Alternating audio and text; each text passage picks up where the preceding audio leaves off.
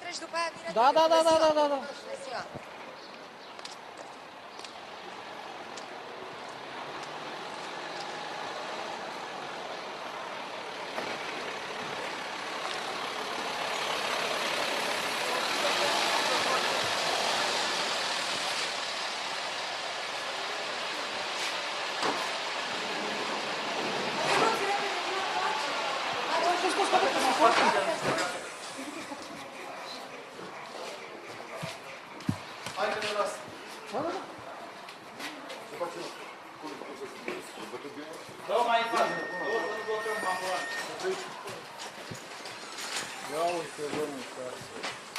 Mă, în primărie?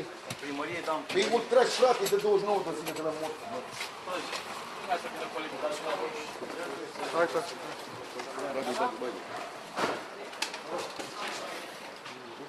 Ușor, domnule, ușor. Sentați-vă și mie asta.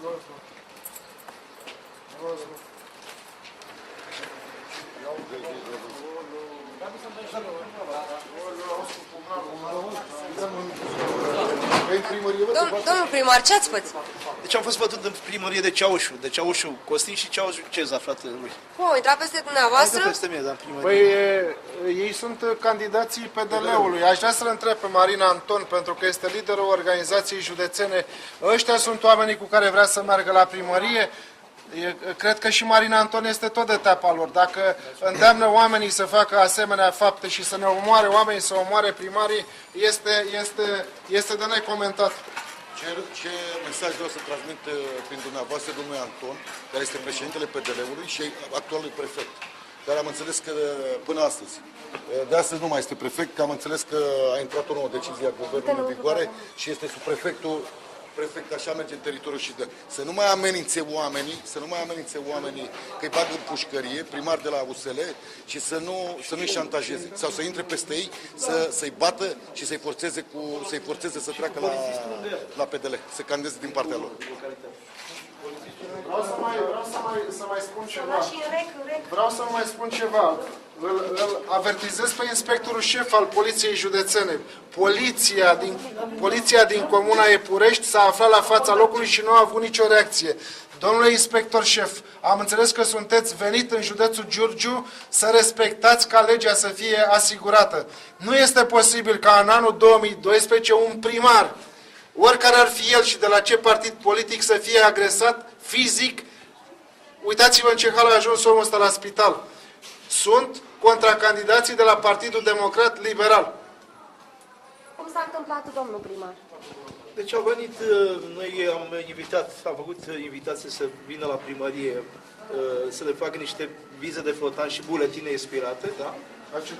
La cetățenii din Comuna Epurești a venit o echipă și în momentul acesta când ei au auzit că a venit o echipă pentru buletine expirate și pentru vize de flotant, au venit peste mine și au zis că i-a dat afară și pe cei de la poliție, deci de asta au venit în primărie. Câți au fost?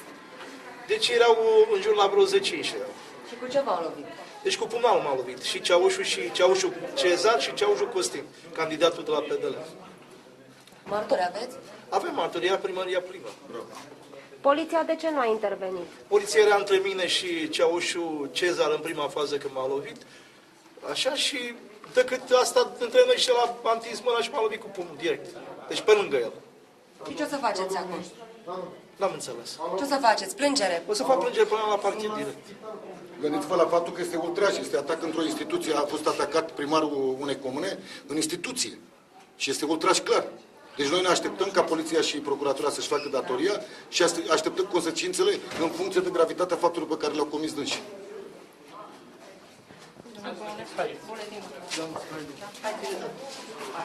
S-a terminat? Deci nu să mergeți cu dânsul, vă rog. Atât. Deci ne lăsați să ne facem treaba. Până unde să ducem? Eu o să iau. Nu intrăm înăuntru. Da, aici, ca pe stânga, da. Da.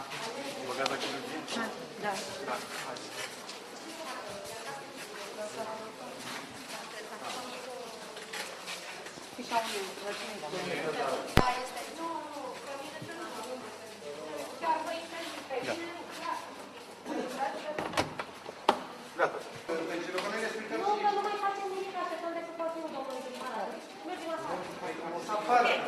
Ne sună și nouă.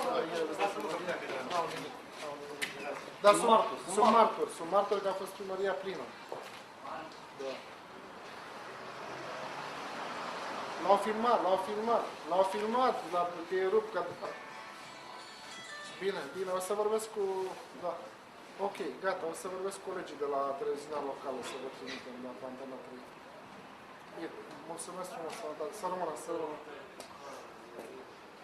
O să vă rog care o să vreți, să ne dați și nouă câteva imagini cu ce a... Asta s-a ajuns până aici, atât de departe, încât să dea cu pumnalul în primar. Dumneavoastră știți că am mai avut în 2008 campanie foarte tensionată la Iporești. A fost scandal în 11 mai 2008, dacă mi-aduc bine aminte, când au venit peste noi acasă. Ne-au atacat acasă. Acum 2 ani când când a atacat casa al domnului primar cu sticlă incendiară. Deci ei, eu cred, și din ce am auzit, ei sunt în stare să ajungă până să-l omoare ca să nu mai candideze, să poată să dea jos. Altfel nu, deci pot să-l omoare ca să scape de el, altfel nu pot.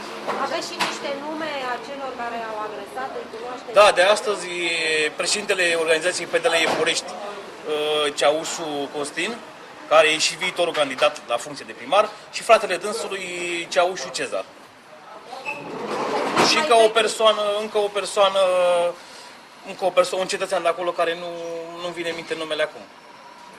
Costel Musolin Porecla. Să vă apărați de acum încolo, că probabil vor mai fi astfel. Pe căi legale, altfel nu avem cum să ne apărăm decât pe căi legale. Facem plângere la poliție, la parchet, așteptăm ca și justiția, poliția să-și facă treaba la noi. Nu putem să luăm alte măsuri. Parchetul să-și facă treaba.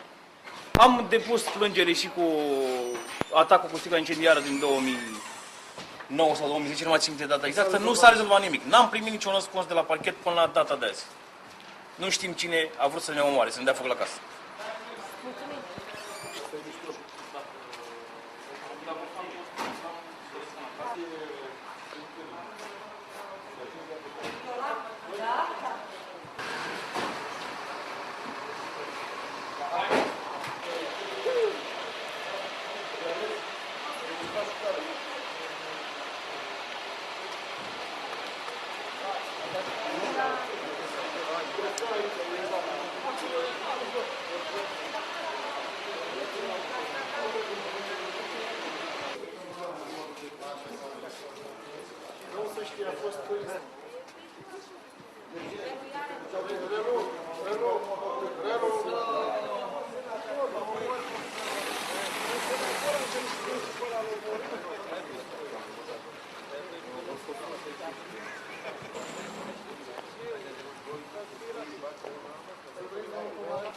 Am primit informația, de asta am și venit. Primarul de la Iporești este prietenul meu. A avut loc un incident în primărie, când primarul a exercițiu de funcțiune și a fost bătut și acum este o stare gravă. Și nu mă explic.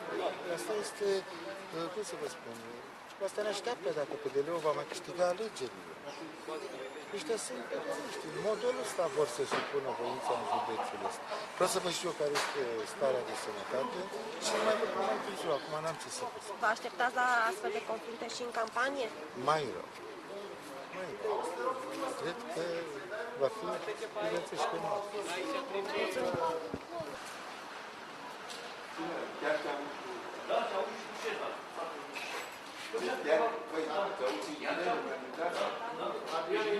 Adrian, important să mă